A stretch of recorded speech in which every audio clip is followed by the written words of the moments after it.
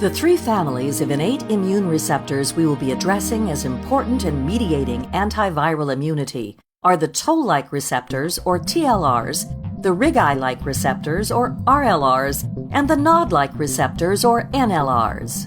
Pathogens such as bacteria, like this mean-looking fellow in gold, or a virus, represented as the spiky red particle, can penetrate initial defense barriers such as skin, which may be damaged.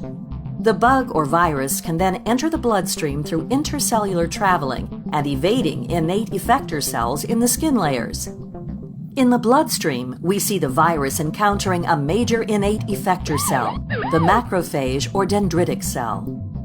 On the macrophage surface, TLRs are part of a series of receptors which may bind the viral particle. You can also see the virus entering the cell itself through phagocytosis or endocytosis, a merging of the viral envelope with the cell membrane. Endosomal TLRs recognize double or single-stranded nucleic acids which have been liberated from the virus through its uncoating of envelope and nucleocapsid protein layers in specific endosomes that fuse with the TLR endosomes. The signal that passes can be mediated through subsequent phosphorylation states of the chain of molecules in the pathway, demonstrated here by blue shock waves or energizing forms. The adapter molecules include MyD88, a major adapter molecule of all TLRs except for TLR3, as well as these characters called TRAM, TRIF, and TIRAP. Together, they form a molecular signaling chain, passing the signal along, much like telephone poles linking together signals. But instead of wires, activation signals are phosphogroups, in turn activating the next molecule downstream. There are other signaling molecules in the cascade, such as TBK1. Activated TRAF6 is activating the I-kappa-kappa NF-kappa-B complex, causing a release of P65P50. The rest of the I-kappa-kappa complex disassembles. TRAF6 also activates IRF3 and IRF7.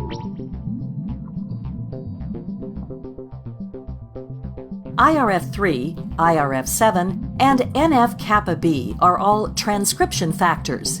Each will translocate into the nucleus and find their own specific binding or IRF sites on the DNA promoter region.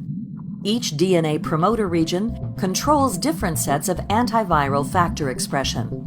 IRF3 and IRF7 induce expression of type 1 interferons alpha and beta. NF-kappa-B triggers the pro-inflammatory cytokines IL-1 beta or TNF-alpha. Released by the cell, these pro-inflammatory factors can bind to specific receptors on the same cell or others, thus amplifying further production or triggering other cytokines, chemokines, or growth factors. This attracts other effector cells or activates memory cells to augment specific adaptive immune responses. RLRs are cytoplasmic proteins that bind ribonucleic acid patterns present in viral replication cycles that may be liberated from a virus as it uncoats, shedding its viral envelope, if it has one, and degrading the nucleocapsid as the virus enters into the cell. Upon ligation of the viral nucleic acid, the RLR is thought to spring into action, exposing a binding site for the interaction with MAVs, a mitochondrial-associated protein. Inflammasomes are supramolecular structures, which are in fact more closely associated with the nod-like receptor family, which are actually components of the inflammasome. The components of the inflammasome and its formation are actually depicted here and in the following NLR family discussion. Components of inflammasomes are NLR dimers, formed through their pyrin domains and card domains bound to ASC. In fact, NLRs, or nod-like receptors, are short for nucleotide oligomerization and dimerization-like receptors. Here you see NLRs joining the antiviral combat, appropriately in battle fatigues and in pairs or dimers.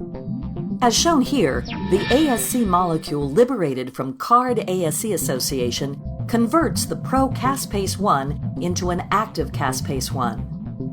Eventually, the active caspase-1 converts the pro-IL-1 beta and pro-IL-18 into the active IL-1 beta or IL-18, which will instigate the ensuing cytokine cascade, which then amplifies an onslaught of immediate innate immune effector cells and factors, as well as stimulation of memory adaptive immune cells. To summarize, TLRs, RLRs, and NLRs are three key innate immune receptor families that are important for initiating antiviral immune responses through a series of signaling molecules and adapter molecules. This molecular cast and crew are shown in the credits that follow.